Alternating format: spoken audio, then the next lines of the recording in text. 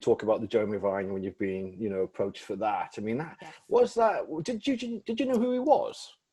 I didn't see him. Oh, okay. And I'm almost glad, because I would have been really mortified if he had a conversation with me and I didn't know who he was.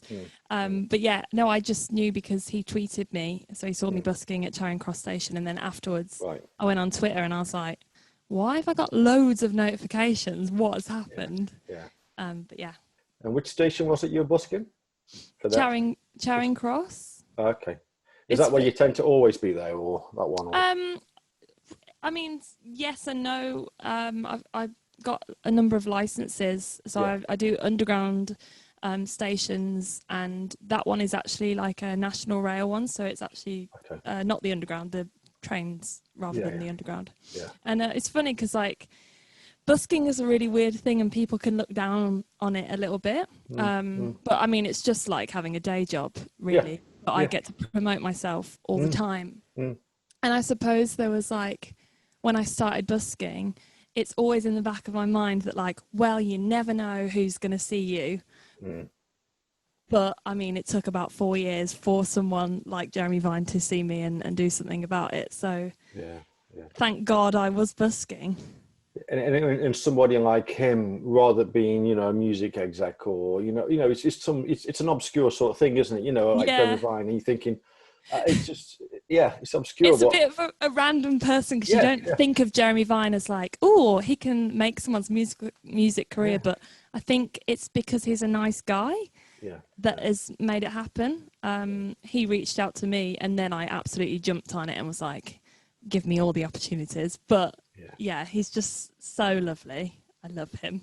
Oh no, amazing. No, it's good. I'm glad we're here now, obviously talking. So yeah, exactly. But your first EP was that last year, or the year before? I need to 2 years 2018. ago? So right, yeah, years ago. And now we're on to this EP. I know this new one, it's based on, it's like the ups and downs. You've got the sad, the good, the bad, and the ugly, let's just say.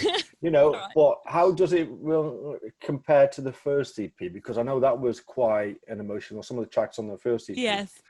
Could be, yeah. You said it, not me. You said it, yeah. So how do you know, I mean, you could have followed suit and just gone down the same path of being like the first, you know, sad song, but you've got a bit of everything in this 5-track EP. Yeah. So my first EP was called Heartbreak Songs. So if anyone, you know, you can guess what it's about. But that's why I didn't want to mention it, because I knew it as soon as I mentioned it, people would have thought, you know. But go on. I'm not embarrassed about it. It's okay. But yeah, I actually used to find it really, really hard to write, just in general. And it wasn't until I had my first like the worst breakup ever, and then literally like days afterwards, I just came out with a song. I thought, oh my God, maybe I just needed to be heartbroken.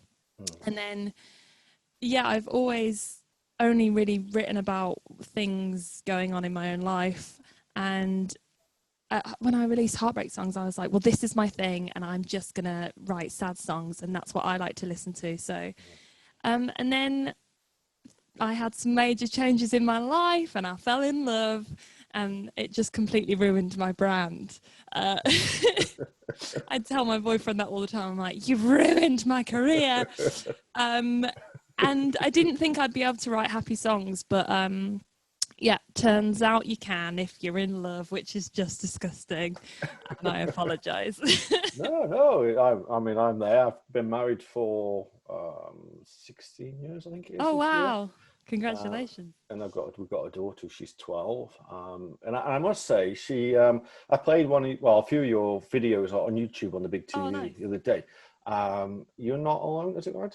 Yeah, You're Not Alone. I have to think then, You're Not Alone. In Los Angeles City, you know, and you put it on, and as soon as I went into the kitchen, she's humming it and then singing it to herself in her head. She's 12. So, do you know what I mean? And that sort of impact people are getting from your music, because I've listened to quite a few of your stuff, and it's the catchiness, and you know, people are taken away and the words, and you know, and it's just, I just think that's a sweet thing, especially for my daughter. She's 12. She probably doesn't understand the full wording, you know? But for her to go away after just listening to it for only maybe 30 seconds. Oh, that's And actually great. sing it, you know, so that's what you want, and that's obviously what you've achieved. Yeah. So with the new EP then, Hmm. which song was probably the hardest for you to write? Whether it being a good song or a bad song. I mean, you know, I mean, you can have either or. Yeah. I'd say You Say You've Moved On. It was track 2 from the EP. It was quite a personal subject that I haven't really spoken about publicly. Okay. And it's almost like I can't help but write about it, but then it's like, now it's out. Yeah. And but I quite like the fact that you can listen to the songs. I tried to make them, I don't know if I tried to make them, but they just ended up being quite broad. So Yeah. it's funny listening to hear what people think they are about, and you're like, great, that's fine. I don't need to go into it. So I like that people connect with some of the songs in completely different ways, and I don't feel like I need to kind of correct them. Yeah, it's personal interpretation, isn't it? You know, people listen to. So I listened to the song "Home from Home," Yeah. and for me, what I take from that is, you could be living in one place, but then you go back to somewhere, you go to somewhere, and it feels like it's home for you, even though your home is elsewhere. I don't know. Maybe that's just my own personal. No, that's perfect. I wrote that one about Edinburgh. Right. And I almost called it Edinburgh, and then I thought, actually, no, I think if I don't want to make it too specific. Edinburgh is a city I go to every year. I go to the Edinburgh Fringe Festival. Don't know if you've ever been. Oh, I haven't been, but obviously I've heard of it. I know. It's so good. I know. It's on my list, and it will happen. I know. It's I do, but crazy. no. It's crazy busy, and it's expensive, and it's manic. But I've been going for years as a performer, like in musicals and stuff, and just as a presenter. And the past 2 years, I've been going busking there. Yeah. And I think it's just everyone has that kind of place where they can leave for years and they go back. Like same thing as I went to uni in Carlisle. As soon as you go back there, you're like, oh my God, it's just like home again. So that's what Home from Home is about. But again, it can be. I did a music video for it. I'm sure you probably have seen it if you've been looking on YouTube, but I did like a fan music video, and I was like, where is your home from home? Yeah. I was going to talk about that, but I'll let you talk about Sorry. I started talking about it. I thought Betty's got a question about that. I did. I mean, obviously you just sort of answered it. So yeah, I mean, the fans have obviously been on board with, you know, creating that video. Yeah. So you must have been overwhelmed with the response for that. Yeah, well, that's the second one I did. So I did the first one was for the single Bad Day. Right. And I got people to act out the song. And again, this is another thing that would not have happened if it wasn't for lockdown. I probably would have spent loads of money on like a music video that no one watches. Yeah. And lockdown happened, and I was like, okay, what can I do? So I made a lyric video of me literally writing the lyrics, taking pictures. I'd never done that before. Right, okay. That's Bad Day. What's that Bad Day? Bad Day. Right, okay, yeah. I scanned that one, yeah. And then I did another music video with fans of just sending them the video, their videos. And it was great for me to see how many people connect with it. And also, normally you just see you see the amount of streams you've had. Yeah. But you don't know who those people are. Yeah. And it's nice to see, I had loads of little kids enjoying the song, and I was like, I didn't even know I had an audience that young. Yeah. So it's nice to see all different people and enjoying the song and giving them something to do in lockdown, because I think that's why I got so many videos, because everyone was so bored. But maybe it's the way forward, going, even when things get to some sort of normality, if it happens, that's the way. It's a lot cheaper for the artist. Yeah. Cost me nothing. Yeah. Yeah, no, I think it's in a really nice way. And also, this sounds bad now, but I get loads more views because the people in the videos want to see themselves, and they'll share it because they're like, look, I'm in this video. Yeah. So unintentionally, it was a very clever thing to do. No, it's good because it takes a domino effect. That person wants to tell their friends, so they'll advertise it on their socials or whatever, and then it just snowballs into many, many, many avalanches of snow. So yeah, performance and views. So, oh no, cracking idea. But was it you that came up with the idea? Or was it one of your fans that sort of suggested it? No, it was. I think it was me and my manager. We were just thinking of. We had like a PR campaign and stuff, and he was like, "They need a video." So I literally made the lyric video in the same week. Yeah. And then I think it was his idea, because he was like, the fans are really connecting with that song. Let's make something with them. Yeah, I think that's how it came about. Oh, okay. I just got to ask you, because you mentioned that you went to university in Carlisle. What was that? I mean, what did you study there? It wasn't anything music based, was it? Performing arts. It was okay. So yeah, okay, okay. So you fancy yourself being an actress at some point, or actor? I think I always knew that I wanted to do music, but I could act and dance as well, so I didn't really want to limit myself. But I remember in my third year of uni, I ended up doing, instead of a dissertation, I did an EP. So I knew I was going in that direction. And uni was great for kind of confidence. Like I hadn't done a gig till the end of uni, so yeah. And since leaving university, what was the path then? Was it straight to London to do the busking? Or I mean, I don't know what was your sort of journey, from university? Yeah, I always knew I wanted to live in London, so that was always the plan. So I went back home and basically worked until I had enough money for a deposit, and then moved.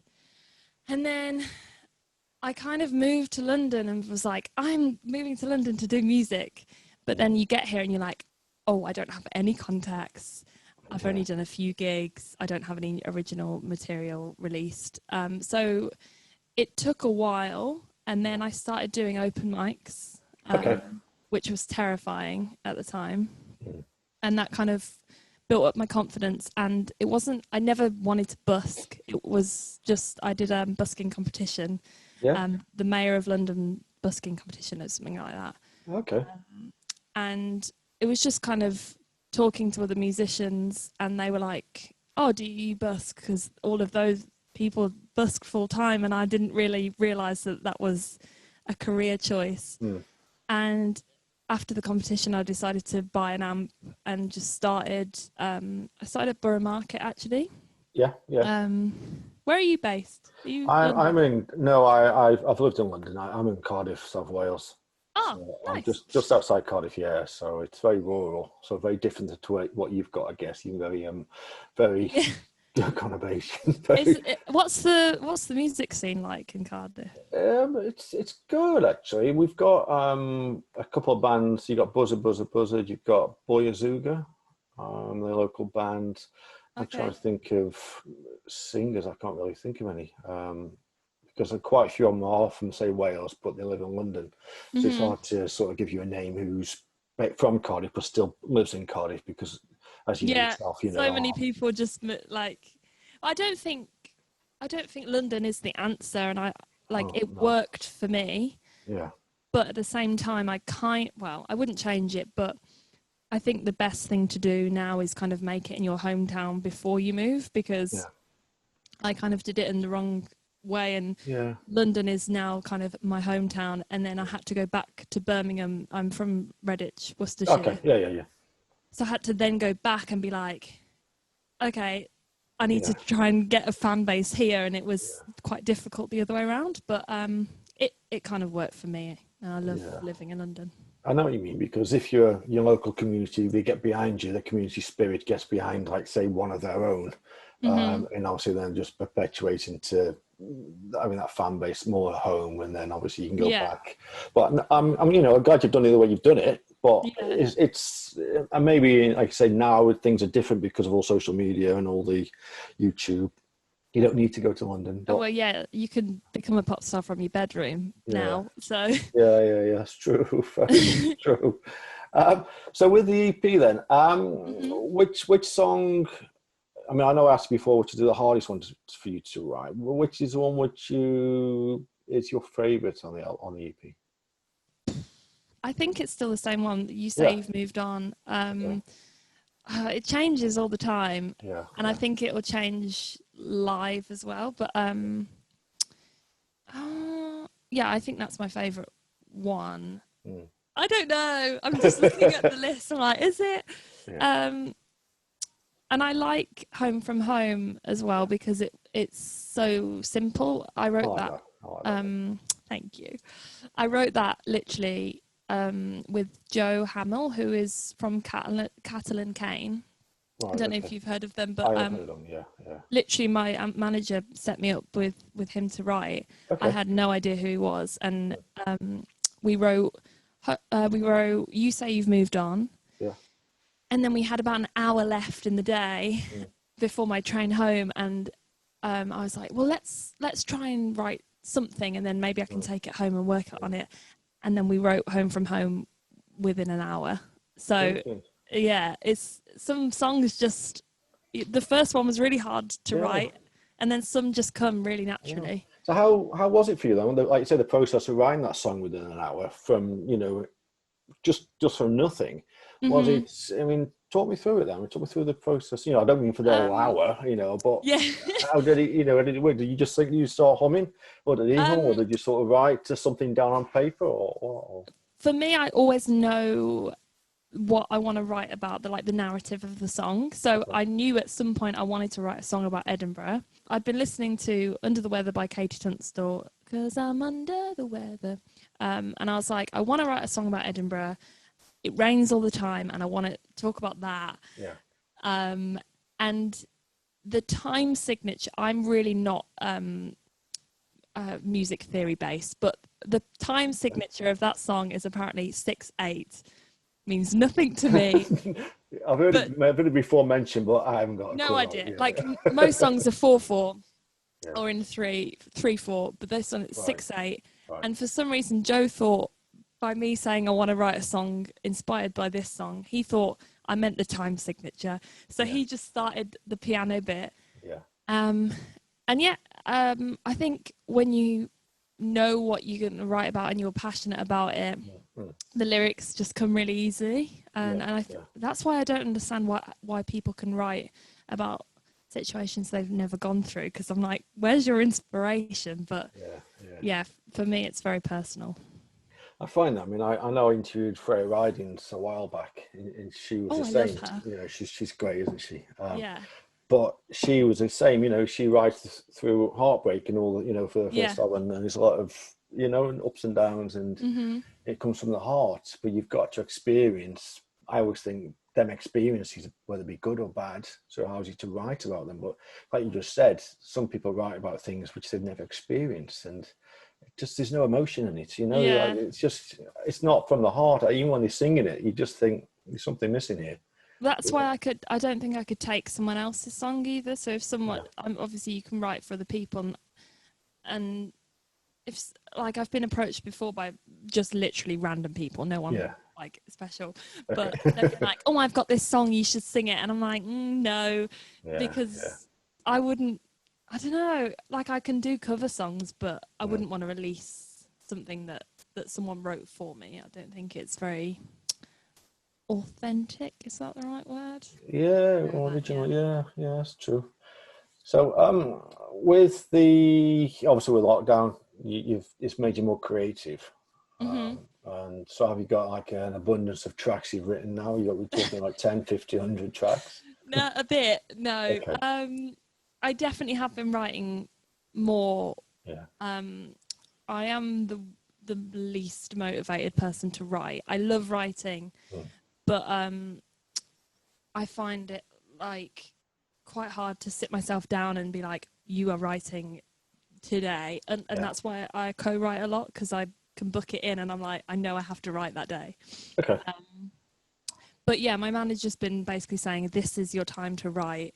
So I wrote a Christmas song the other day on the hottest day of the year, which was really weird. But yeah, I can be really...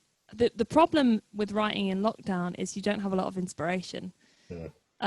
Because I write about what's going on in my life and not a lot is happening. So I wrote about Christmas. I'll wait to see that one then. I can't wait to hear it. But no, I mean, the only things you've got, like you say, is the outdoors, looking outside the window, or the front door, or the TV, and it must be quite demoralising. But then again, it can make you more creative and you're using your mind and just thinking about things. But the other thing that I have done, sorry, as part of my Kickstarter campaign, I had 3 people pledged. I don't know if you don't know what Kickstarter. Yeah, no, Kickstarter. Or the listeners don't know. It's basically they fund a project, but then you kind of give them things back in return. So one of the things was I write a song about them. Yeah. And one song in particular, I was sent, like, I basically said, give me as much information as possible. And I really thought I'd struggle to write about other people. Yeah. But I've written this song about a little girl called Polly. Okay. So it is possible for me to write about things that I don't experience, as long as I have the inspiration. So that's been a really good way to maybe write in the future. If I run out of ideas myself, I might just kind of do a bit of a send me an email and let me write about it. So that's another thing. Okay. But what you also mentioned before, you sort of do some co-writing. Is that because mainly you've just touched upon it as well, when you've said you need to kick up the backside sometimes to do some? Would that be fair to say, or what motivates you to write without being when you don't co-write? What sort of gives you that kick to write by yourself when you've got the co-writing? My manager telling me you need about 30 songs by the end of the year. Okay, fair enough. No, and also just like, I find writing a bit of a form of therapy for myself, honestly. So I'm a very emotional person, but I need to let it out. So, like Bad Day, for example, was like a very angry song. And if that song didn't come out, it might have come out in ways that I would not be healthy. So, so it's a bit of a therapy thing for me. Can you touch upon what the Bad Day was? What in a nutshell, in a polite PG version nutshell, that is. Well, I won't go into who it's about, but in general, Bad Day is, I feel like everyone in their life has someone in their life that they'd rather was not in their life. And there is someone in my life that song's about. And it's like, just, there's some bad people in the world that need a bit of karma. And not like something major, like anything awful, but like if they stubbed their toe, you'd be like, you deserved it. So yeah, I get it. Yeah, that's fine. That's a perfect explanation anyway. People can take from that what they want to take from that, but I take from it enough. This is Lucy May Walker with Bad Day.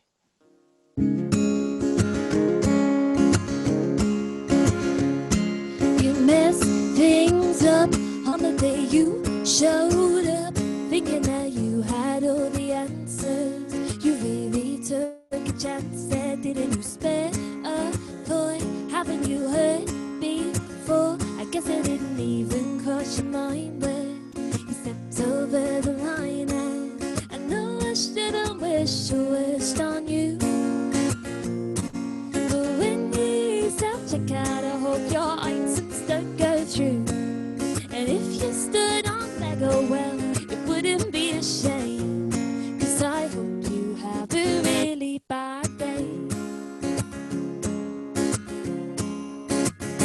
You drove up high and down, hoping she'd come around. I didn't think you had the best intentions, but you forgot to mention, didn't care what she'd lose on me, but she chose you. Had her believing every word you said, 'cause you got inside her head. And I know I should've wished the worst on you, but when you self-check out, I hope your items don't go through. And if you stood on Lego, well, it wouldn't be a shame, 'cause I hope you have a really bad day. I hope you stub your toe, lose your keys, hope your friends forget your birthday, miss your train, your plane's delayed. Hope you get out bid on eBay, shrink your clothes, break your phone, buy new shoes that give you blisters, get locked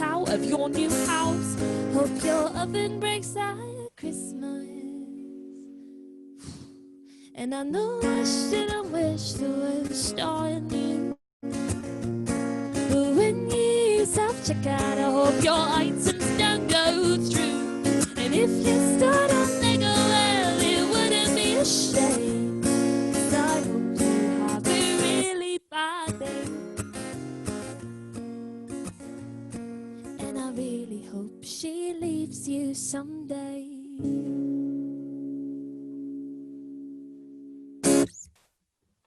Fantastic, that was fantastic. I feel really bad singing that to someone.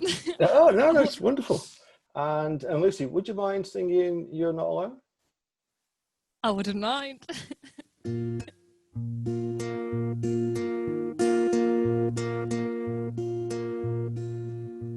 In an office, there's a man wearing a business suit. Makes so much money, he pays someone else to shine his shoes. On the street, trying to sleep, another guy and his dog. They weren't so different growing up, it's just one got a job. But try not to look in their eyes, 'cause you might feel something and you might be surprised to know they've just lost hope. You'll get lost in this city as you lose yourself. You forget why you moved to feel stuck on the shelf. You'll get lost in this city as you lose yourself. You forget why you moved to feel stuck on the shelf. But no, you're not alone. That waiter, he's an actor or aspiring to be, but his rent's up and tough luck, he'll have to work for free. Single mother with a baby getting onto the tube. No one offers to help, 'cause we're all struggling too. But try not to look in their eyes, 'cause you might feel something and you might be surprised to know that they've still got hope. You'll get lost in this city as you lose yourself. You forget why you moved to feel stuck on the shelf. You'll get lost in this city as you lose yourself. You forget why you moved to feel stuck on the shelf. But no, you're not alone. On the platform, a girl facing onto the tracks. No one sees her, no one listens. When do we face the facts? But try not to look in her eyes, 'cause you might feel something and you might be surprised to know she's lost all hope. There's 8 million people all out for themselves, and they came here with big dreams that might not work out. But there's 8 million people, and some might need help to know they're not alone. You'll get lost in this city as you lose yourself. You forget why you moved to feel stuck on the shelf. You'll get lost in this city as you lose yourself. You forget why you moved to feel stuck on the shelf. But no,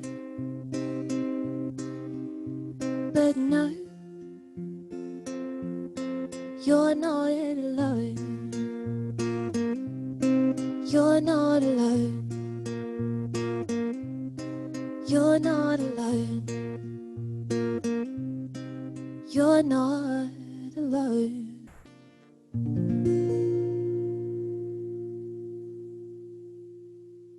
Amazing. That's an amazing track. Thank you. I've just got to say that's obviously written about you, but also written about everybody else in London. You know, so it's obviously it's a lonely place, but you know, the 8 million people, and but yeah, it's such personal. It must have been obviously about when you were first arrived there, and you know, it's just how well it made you. You come across so many different people, and I think for me, when I moved to London, I was like, there's so many people there, everything's like happening, and I'm gonna have so many friends, and then you realise that none of those people talk to each other. And it's really hard to make connections if you're not like introduced. So it takes a while to kind of find your feet in a big city. So that's what that song's about. Yeah. And I mean, before we finish with a track from the new EP Gold, how did you sort of make any headways with getting to know people in London? What sort of worked for you the best, you know, in the industry, that is? When I first moved here, I worked in a coffee shop. Yeah. And that is basically where most of my friendships started, and I'm still friends with people there. And I think once you do make connections in London, you realise that actually most people aren't from London who live here. They move and they've moved on their own as well. Yeah. So I think once you do make those connections, the connections are like really strong. And then in the music world, again, busking, when people are doing the same thing as you, you have the same kind of goals. And I think that's what I like about people that have moved to London, is they're quite like passionate, and that's what I find like attractive in people. Like I'm not really interested in people that don't have like passions and goals and Yeah, I know what you mean. You want people to inspire you and, you know, sort of motivate you. You don't want to be brought down to one level. Even if they're on a bad day, then fine. Like as per the track, bad day. But but I understand. And if we can sort of end then on Gold, which is obviously from the EP Bad Day. And before we start that, what is Gold to you then? What is it? What does it mean? Gold is a love song, which again, after writing the EP Heartbreak Songs, I never thought I'd be in this position. But I met my partner just over a year ago, and and fell in love. And it's for him, When you know, you know. Is he appreciative of it? Yeah, he's the day we met, I was busking actually. So we met through a friend, but all right, okay. I was busking on the South Bank, and you know, he obviously fell in love with me when he saw me singing. Obviously, yeah. But, no, he's really supportive about my music, and luckily, I mean, all my other ex-boyfriends, I have written really horrible songs about them, and sometimes whilst I was still with them. So I think he's just really happy that they're nice. Okay. This is Gold. This is Gold by Lucy May Walker.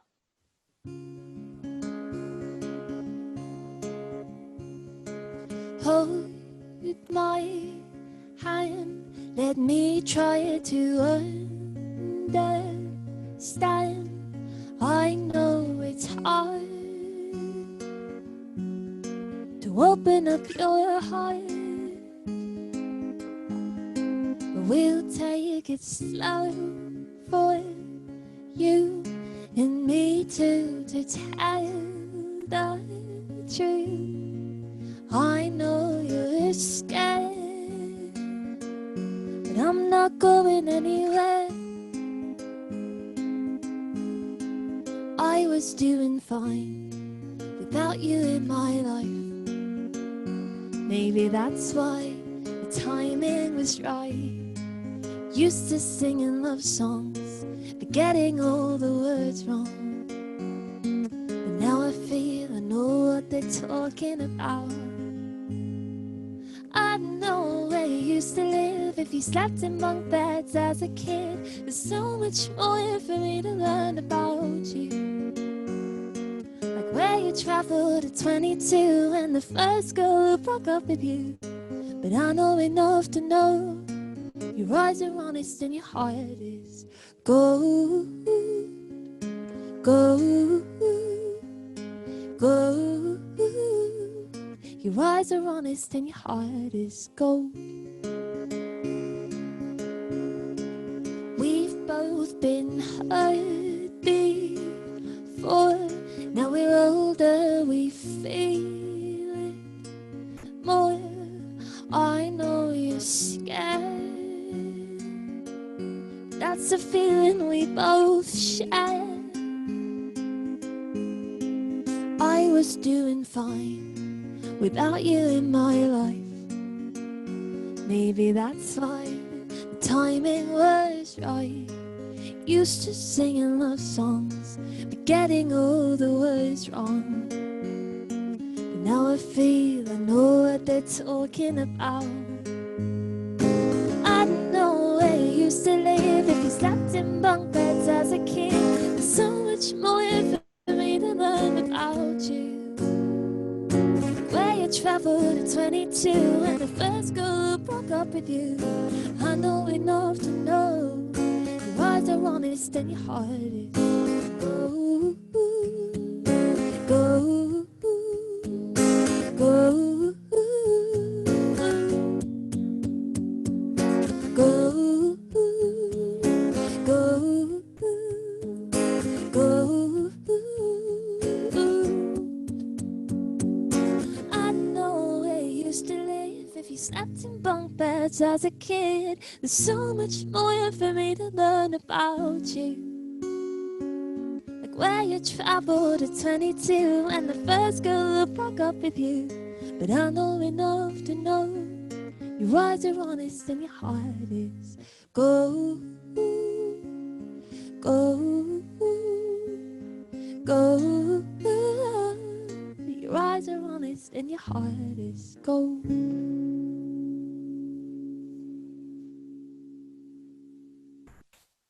Wow, I wish a girlfriend of mine at the time had written a song about me like that, or you know, that's phenomenal.